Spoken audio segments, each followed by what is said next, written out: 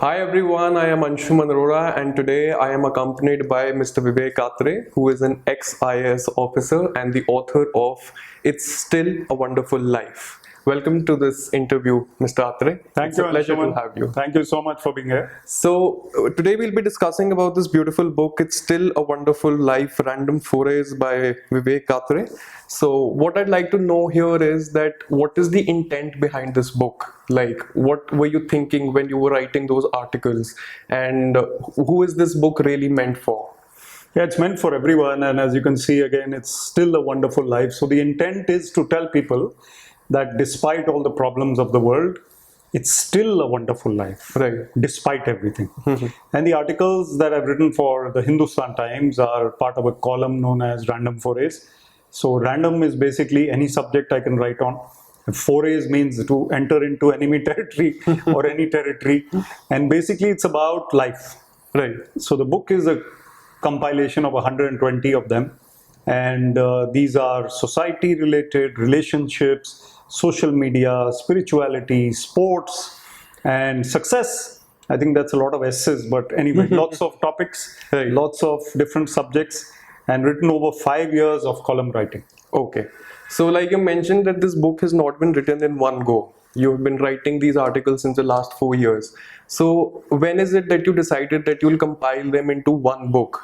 Was it that when you wrote the first article, you were sure that you were going to compile these into a book? Or is it that in between you figured out that this should become a compilation and this should be called It's Still a Wonderful Life? So tell us about that journey. Yeah, I am a cricketer, so 100 is a very important number. So when I reached 100 random for it, then I decided Okay. that let's compile a book, because in the beginning I didn't know how long it will last. Right. So although the editor of the Hindustan Times, Mr. Ramesh Vinayak, was very kind, but one day he might have said that, okay, enough now, after 40, he might, so no book was possible. But now with this column going strong, and now I've reached about 150 actually, so next book will also come, I guess. Got it. So I decided that it's time for people to get a sense of what I'm writing about, because the newspaper becomes old the next day. Right. People forget, they move on with their lives. But when you have something in hand like this, then it becomes a solid document. That's very true. And in fact, I have read this whole book.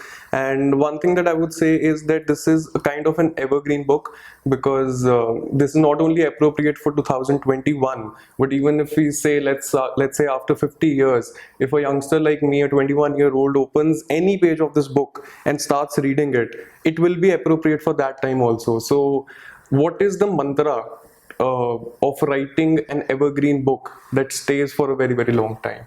So the mantra for writing an evergreen book, I don't know, but I think I've been cheerful and positive while writing it. These are feel-good pieces, but also evergreen in a sense that they're not dated. So the only ones which I could recall which are related to that particular time are, for example, Abhinandan when he went to Pakistan. But that was an event which was everlasting also, evergreen. It will always inspire us. Right. And how he came back victorious in so many ways. And then also one was related to 2020, where I said 20 things to do in 2020, Right. not knowing what is going to come. The pandemic was not foreseen. So maybe a couple of them are like that, but the rest of them are like waiting for the blue ticks, the hugs of Hindustan, creativity is a great pursuit. Let's foster some creative dangals.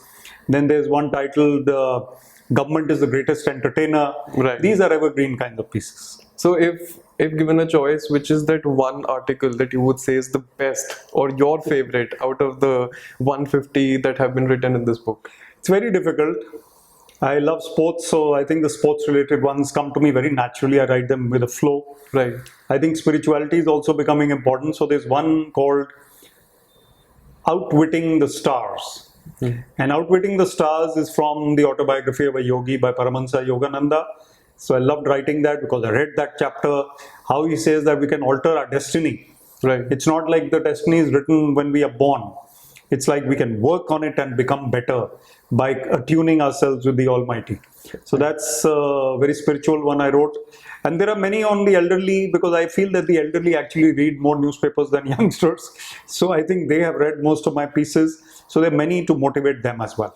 Right. So since you mentioned spirituality, I would like to tell the viewers who have not read the book yet, because it's in huge demand and I mean it's just been launched. So if you've not grabbed a copy yet, now is the time. So I'll tell you the chapters that are here in this book. It's like mind, humor, empathy, leadership, life skills, society and change, spiritual living, sports, the elderly, education, governance, and much more. So what I would like to ask you here is that chapter number 8, spiritual living. What is the importance of spirituality in having a wonderful life? What is your take on that? That's a very deep question and very apt actually, because a wonderful life is not possible without connecting to our soul. And spiritual living means you're connecting to your soul. I've learned this much later in life. I wish I'd learned it at your age. But what happens is that when we balance body, mind, and soul, as I've learned from the teachings of Paramahansa Yogananda, he says, give importance to each of these aspects. Right. We can't just be going to the gym and eating good food, that's the body. The mind is important, read good books, get into a good mindset, good company. Then the soul is important, get into meditation. And then meditation also helps us to handle problems like the pandemic. When everybody is fearful and everybody's scared and worried, at least we can be calm. So that's why it's important to pursue spiritual living for a wonderful life. Okay. So these articles are being published in Hindustan Times every fortnight. So what I want to know is that when is it that you get an idea that this is what I'm going to write about? And like, what is the process like? Because if you have, let's say, 10 days in between, then what goes into your head during those 10 days? Are you always looking for an idea, or do you sit, take half an hour and think about what you should write, or how is it? You know, there's a movie or a book called Life Happens. So in that fortnight also life is happening, right? Right. So I don't have to sit and think what am I going to write about, because something or the other is going on all the time. So the idea is being generated. Right. So I already know after I've written my previous one, in a couple of days or 3 days, I have a fair idea of what I'm going to write next. I think if it was every week, then it might be a bit of a challenge. Right. But 14 days are good enough for me to come up with something and write about it.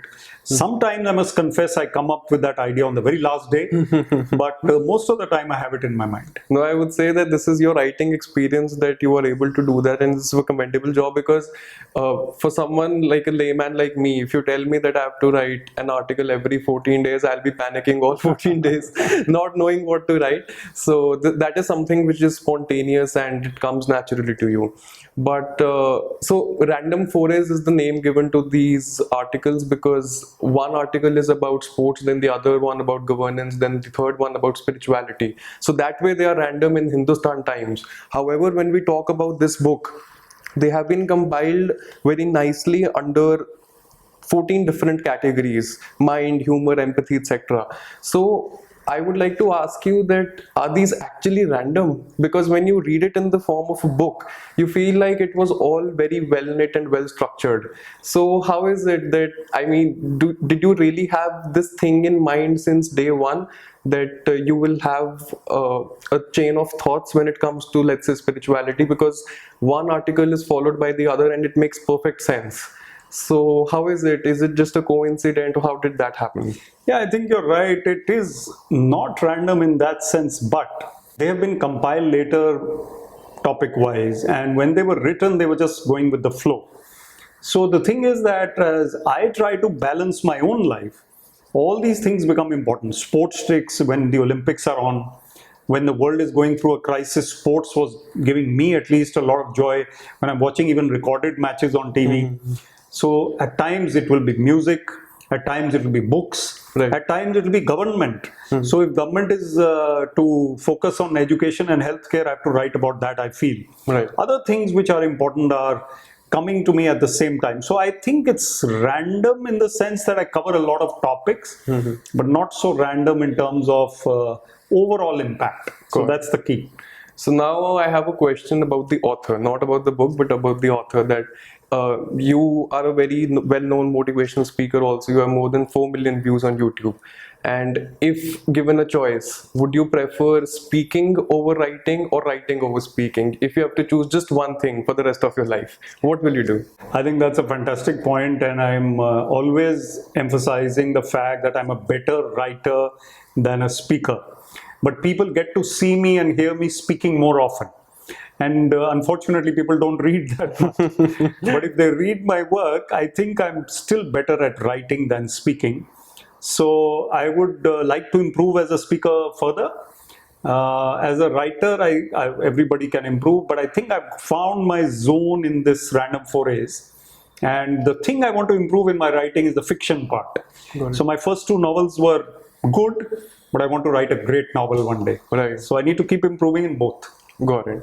So you're also one of the most popular bureaucrats of the country, and I would like to ask you here that is there an autobiography that is on the cards? Can we see that in the next 1, 2, or 5 years? Is that something that you are planning to do? No, I'm not.